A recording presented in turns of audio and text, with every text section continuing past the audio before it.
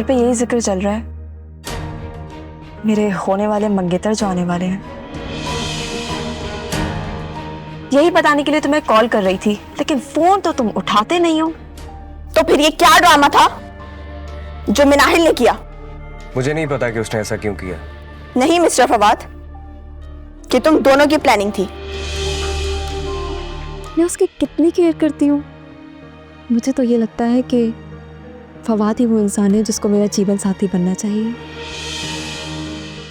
कल जो तुम चाय पीकर नहीं गए थे ना, मेरा तो दिल कर रहा था कि तुम्हारे साथ सारे ताल्लुक तोड़ दूं। चाय के कप पर? नहीं, तुम्हारे रूड रवैये पर।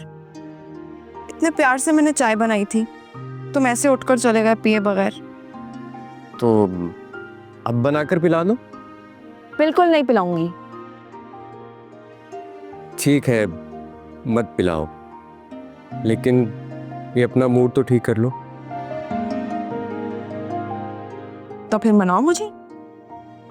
अब वो कैसे मानोगी तुम?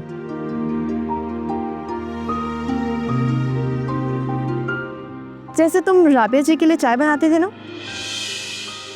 वैसे ही अपने हाथों से एक अच्छी सी चाय बना के लाओ मेरे लिए। तो बना देते हैं। सच में? हाँ ना। तो चलो फिर। चलो। जी मैडम, आपका नंबर मुझे उस ऑफिस से मिला है जहां आपने अपना नाम रजिस्टर करवाया हुआ है। जी जी, वो मुझे बता रहे थे कि आपने मेरे लिए पसंदीदगी का इजहार किया है, तो मैंने सोचा कि क्यों ना इस मौके से फायदा उठाया जाए और आपसे मुलाकात कर ली जाए। वैसे मुझे पूरा यकीन है कि जितनी खूबसूरत आपकी आवाज है, उससे ज्यादा खूबसूरत आपका हसीन चेहरा होगा। और हसीन चेहरों का तो मैं दीवाना हूं। तो फिर कब तशरीफ ला रही हैं मुलाकात के लिए? अगर आप कहें तो आपके हुस्न को खिराज अकीदत पेश करूं।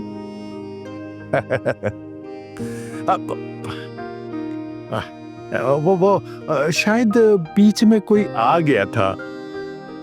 बड़ी भद्दी आवाज थी जनाब। कि क्या वो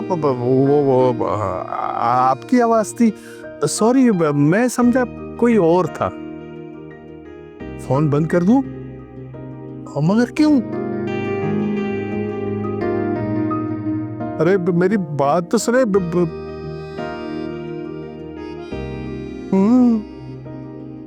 कितनी सुरीली आवाज, कितनी बेसुरी हो गई।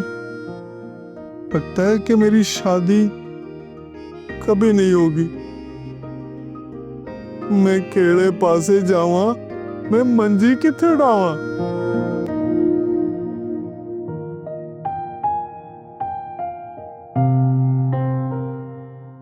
ये क्या, एक कप चाय तुम नहीं पियोगे क्या? नहीं, सिर्फ तुम्हारे लिए बनाई है, तुम पियो। चाय वाली बात इतनी दिल पे लग गई क्या? अब तुमने पहली दफा फरमाइश की थी तो फिर बनानी पड़ी।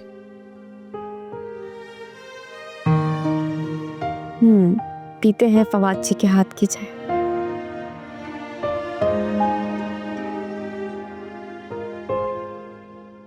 वाओ, तुम्हें तो चाय का होटल खोल लेना चाहिए। हाँ, ठीक कह रही हूँ। और इस तरह मेरा जॉब का मसला भी हल हो जाएगा। हाँ, फिर मैं बोलूंगी फवाद चाय वाला।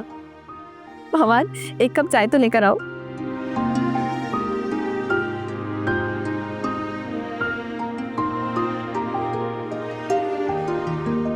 तुम मुझे ऐसे क्यों देख रहे हो?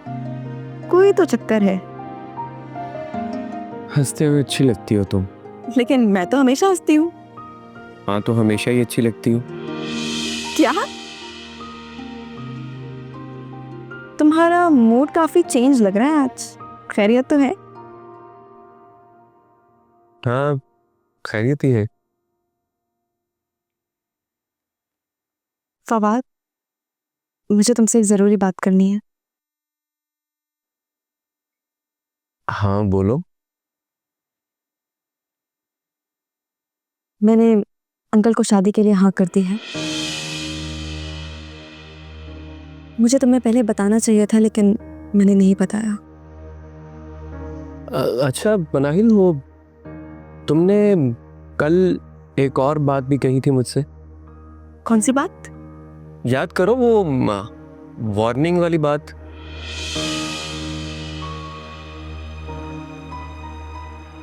तुमने कहा था कि अगर तुम्हारे दिल में मेरे लिए कोई फीलिंग्स है तो सोचकर बताना।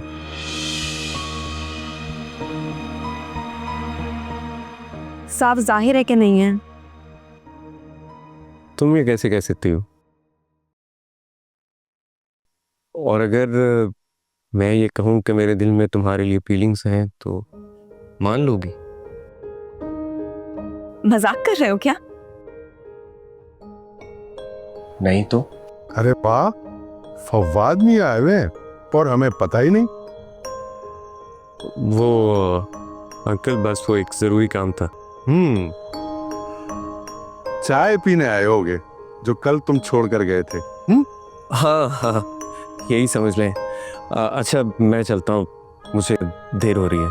ठीक है अंकल, फिर मुलाकात होती।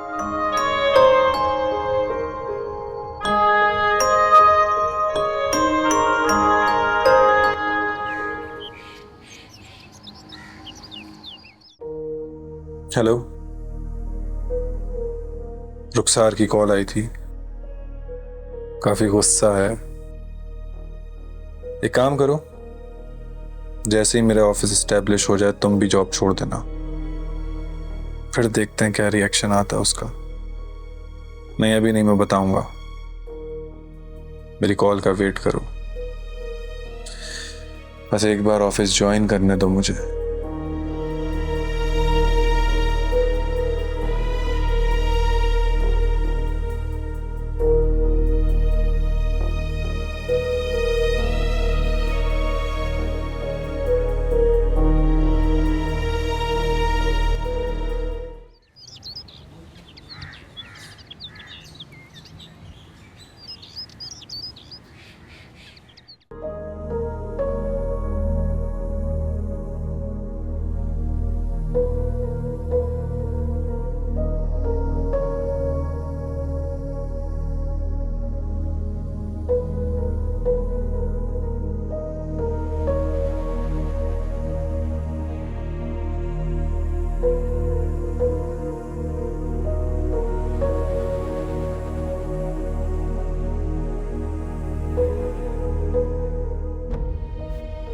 राम सर, वो बात करनी थी आपसे। देखो समीर, अगर तुमने उस दिन की तरह से दोबारा बदतमीजी करनी है तो फिर मेरे पास तुमसे बात करने के लिए कोई वक्त नहीं है। नहीं सर, ऐसी कोई बात नहीं है। मैं जानता हूँ आप नाराज हैं, गुस्सा है आप। सर मैं माफ़ी मांगना चाहता हूँ आपसे कल के रवैये की वजह से। क्या खैरियत तो है? आई मीन तुम्हारी तबीयत तो ठीक है ना कि तुम आज मुझसे माफ़ी मांग रहे हो?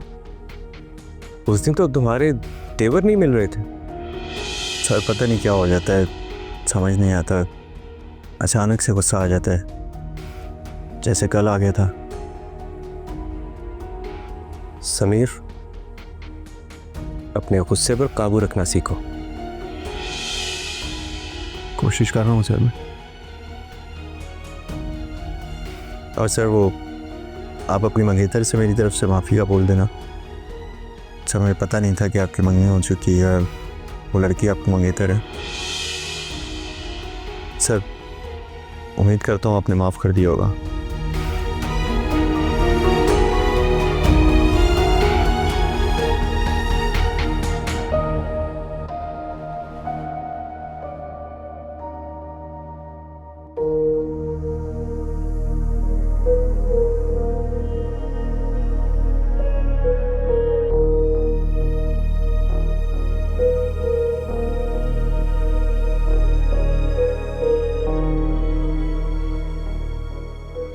अरे भाई, मैंने तुमसे कहा भी था कि कॉल कर लेना, नंबर भी दिया था तुम्हें, कॉल क्यों नहीं की?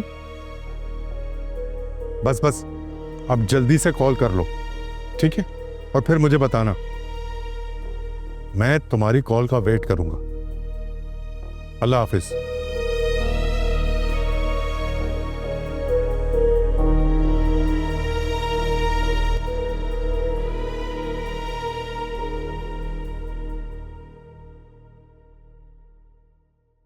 समीर आया बाहर। हाँ, मैंने ही बुलाया उसे, मैंने ही बाहर बिठाया उसे।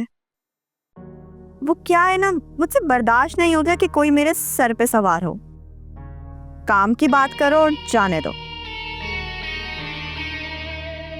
मैं ही पागल हूँ जो लोगों के बारे में सोचती रहती हूँ कि मुझे किसका कैसे ख्याल रखना है। लेकिन लोग तो गलत मतलब ले लेते हैं। मैं जरा वो शीट्स चेक कर लूं।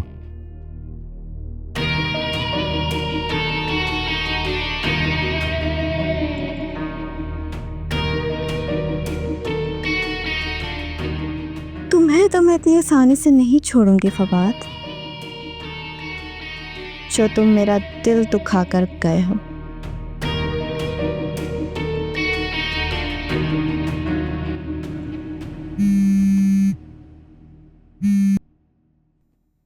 हेलो, कौन? मुनीब जी, मैंने अंकल को बोला था। कैसे हैं आप? मैं ठीक हूँ। ऑफ कोर्स, आप आए पाकिस्तान, आपका ही मुल्क है, और जब आप यहाँ आएंगे तो मुझसे भी बात हो ही जाएगी। अब देखिए, मैं सारी बातें तो कॉल पर नहीं कर सकती। जब आप यहाँ आएंगे तो मैं आपसे खुद बात कर लूँगी। ठीक है, बाय।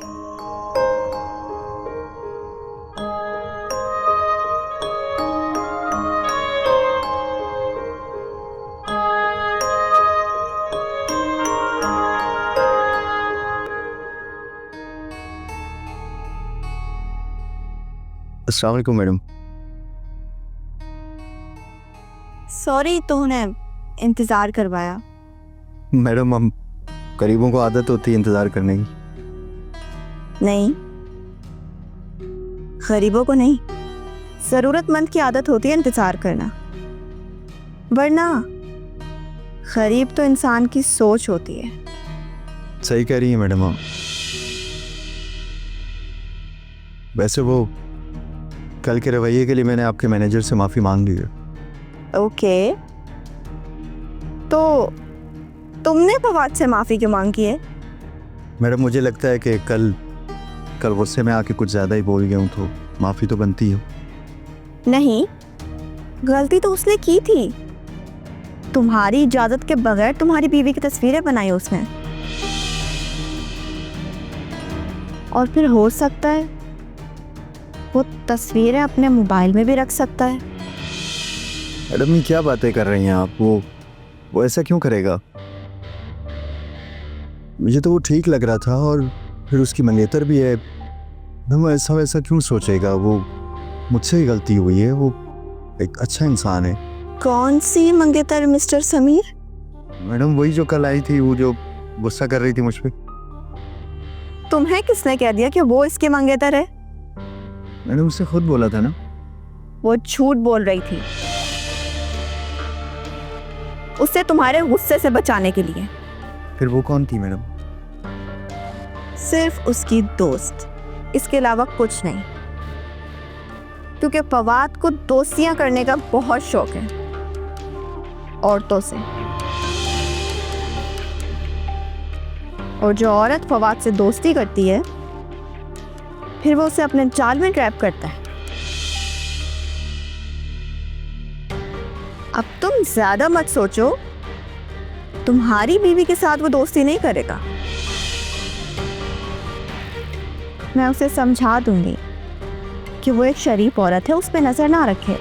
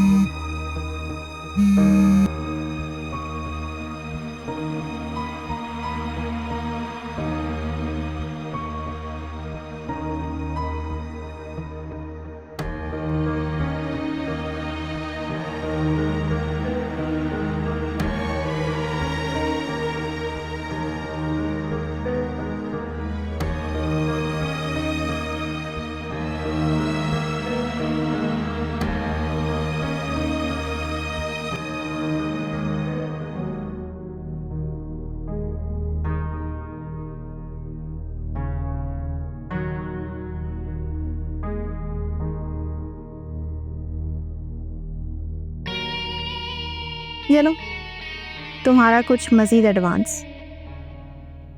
तुम्हारी बीवी का शूट काफ़ी अच्छा हुआ है। एक शूट तुम्हारे साथ भी करवाना है प्रमोशन के लिए। मैडम मैं सोच रहा था कि मुझे और मेरी बीवी को ये काम करना चाहिए या नहीं। तुम्हें पता है इस लिफाफे में पूरे 50,000 रुपए हैं। तुम्हारी 2 से 3 महीने की कमाई एक दिन में। सोचो तुम्हारी बीवी का अभी सिर्फ फोटो शूट हुआ है तो तुम्हें इतने पैसे मिल रहे हैं। काम करोगे तो कितने पैसे मिलेंगे? इसका कॉन्ट्रैक्ट मैं जल्दी तैयार करवा दूंगी। तुम्हारी सोच से भी ज्यादा पैसे मिलेंगे।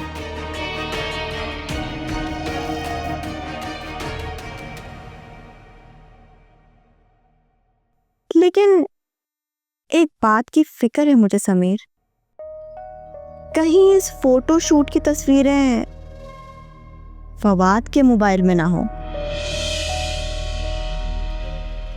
मेरा शक है कि वो रखेगा। खैर तुम अपने जज्बात पर काबू रखो। तुम्हारी बीवी का वो कुछ नहीं बिगाड़ सकता। मैं भी उसकी आदतों से बहुत तंग हूँ, लेकिन क्या कर सकती हूँ, पुराना मुलाजिम है, काम तो आता है, इसलिए रखा हुआ है। अच्छा कल तुम दोनों मियाँ बीवी टाइम से आ जाना, मुझे कॉन्ट्रैक्ट साइन करवाना है और तुम्हें स्क्रिप्ट भी समझानी है।